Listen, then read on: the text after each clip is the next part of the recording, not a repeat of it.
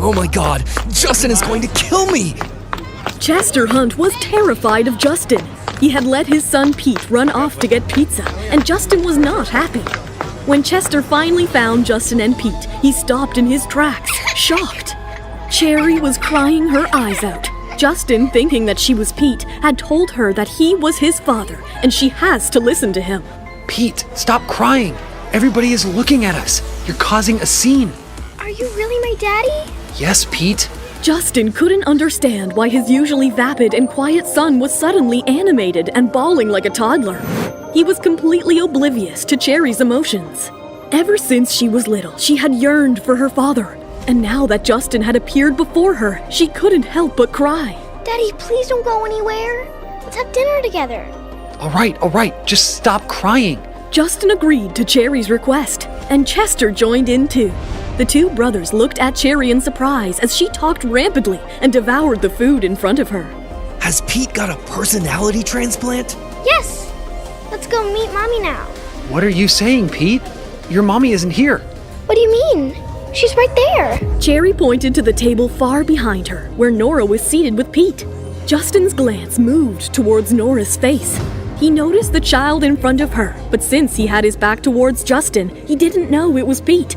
Justin was automatically annoyed. Pete, that's not your mother. She is! That's my mommy! If you don't recognize my mommy, you're not my father. Pete, what is this behavior? That woman is not your mother.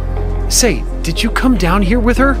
Of course. Who else would I come with? Cherry gave Justin a puzzled look. Justin was now 100% convinced that Nora wanted to get close to him through Pete. Pete, you are not to see her again. You should not indulge women, especially the pretty ones. But imagine how good you would look together, Daddy. Let's leave, Pete. None of Justin's words made sense to Cherry. Meanwhile, at the other table, Nora was just as puzzled as Justin at her daughter's behavior. Cherry was always jabbering, but this evening she seemed quiet and somber. Nora assumed that Cherry was upset about dragging her away from her games. Are you okay, baby? Do you want anything more to eat? Can I please get another piece of cake? You are very well-mannered today. Of course you may get cake. An elated Pete walked up to the bakery to pick up his treat. Meanwhile, Cherry sneaked away from Justin and Chester while they were collecting their coats and rushed to her mom. A startled Justin started looking around the restaurant for his son and spotted him. Stop running away, Pete. Dad, Enough. It's getting late. We need to go. As Justin dragged Pete away, Cherry excitedly narrated her night's events to Nora. Mom, you won't believe who I met tonight. You seem back to normal. Whom did you meet? Dad! Cherry, we have been through this before. You do not have a dad. But Mom... Nora didn't pay any heed to any of Cherry's claims. She was used to Cherry asking for her father and brother now and then. How could Nora tackle questions that she didn't know the answers to? As the mother and daughter prepared to turn in for the night, they were interrupted by the doorbell. You are Miss Nora Smith, aren't you? Yes. Who are you? I am Chester Hunt, Justin's brother. We would like you to move out of this presidential suite. What? Why should I move out of this suite that I paid a handsome price for? Miss Smith, there is no need to get angry. As you might know, we Hunts own this hotel, and we will reimburse you with double of whatever you have paid. Are you trying to buy me off? After the events at the restaurant that evening, Justin sent his brother Chester to persuade Nora out of the presidential suite next to his. I am trying to cut you some slack here, Miss Smith. You need to cooperate with me, or I would have to send in the security. How can you expect me to just move out without any explanation? And that too, at this hour of the night? Miss Smith, we are only asking you to move out of the presidential suite. As for the reason why, my brother simply doesn't want you near his son. He knows that you are trying to seduce him. It is best if you move out on your own to another room. I am curious. How have I tried to seduce him? For starters, you spent a ton of money to stay right next to him so that you could take advantage of the proximity. You've managed to get close to Pete, but he's a child. We are not that stupid. We've looked into you. Your fiancé broke off your engagement, and you were unmarried when you gave birth. What makes a woman like you think you're worthy of my brother? Whoa, whoa, whoa! You seem to know a lot about me. So tell me, who is worthy to stay here then? Of course, it is reserved for special guests like Dr. Athena, who will be moving here once you leave. Surprised to hear her pseudonym, Nora quickly realized that Justin was keeping tabs on her and cut short her conversation with Chester. All right then, send someone to help us with the switch.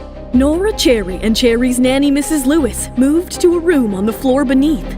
Once the coast was clear, Nora made a quick call to her hacker friend Solo. Solo, is Justin aware of my location? Yes, he has also managed to get your picture. What? Worry not. It's a picture that was taken during one of your surgeries, so only your eyes are visible. Phew, that was close. Do whatever you need to protect my identity. Tighten the security. On it!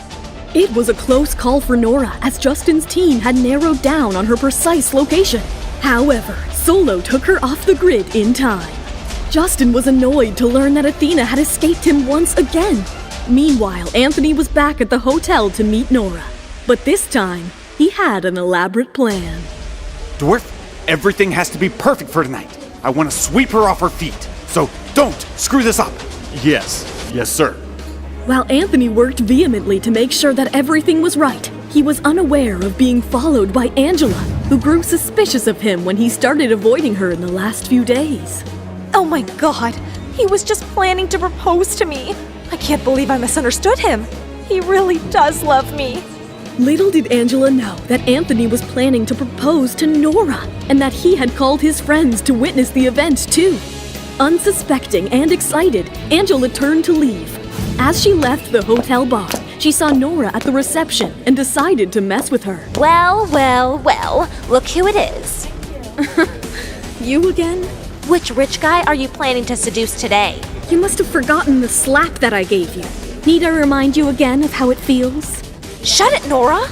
Nora walked past Angela, ignoring her. An irked Angela wanted to teach Nora a lesson, so she used the weapon that she knew would bring Nora down. I know where your son is. If you want him, come to the bar tonight at 8 p.m. Hearing this, Nora stopped in her tracks. She was livid. You better not be joking. So, you are coming. I will be there. This better not be a game. You are in for a surprise, sis.